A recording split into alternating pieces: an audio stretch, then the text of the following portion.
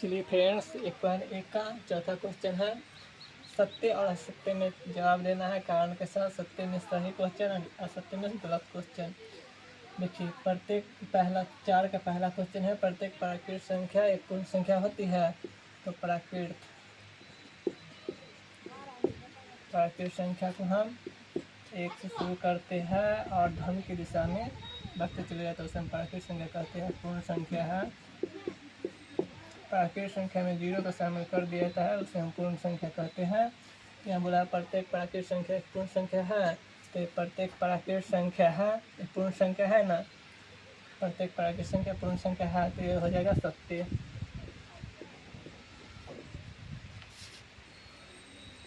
और चौथा के दूसरा क्वेश्चन बोल रहा है प्रत्येक पूर्णांक संख्या एक पूर्ण संख्या है। तो पूर्णांक संख्या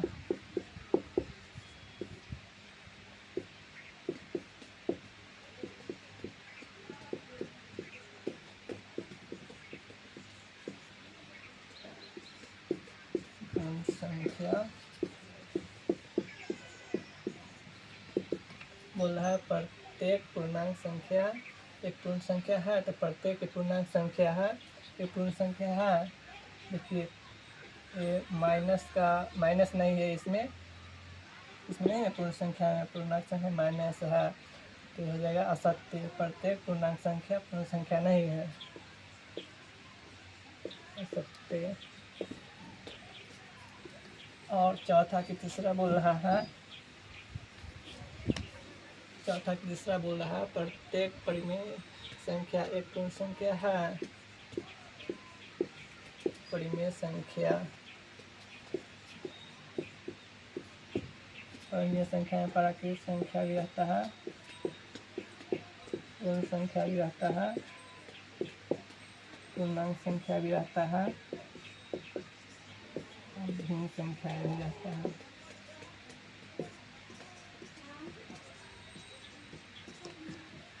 और पूर्ण संख्या में 0 से शुरू होता है और धन की दिशा में बढ़ जाता है, उसे हम पूर्ण संख्या कहते हैं। तो देखिए, प्रत्येक परिमेय संख्या एक पूर्ण संख्या है। तो प्रत्येक परिमेय संख्या, देखिए, प्राकृत संख्या पूर्ण संख्या है और पूर्णांक संख्या और भिन्न संख्या नहीं है इसमें, तो ये असत्य हो जाएगा, क्योंकि प्रत्येक परिमेय संख्या पूर्ण संख्या नहीं है, ये भी असत्य हो जाएगा। उम्मीद करते हैं ये क्वेश्चन आपको समझ में आता होगा।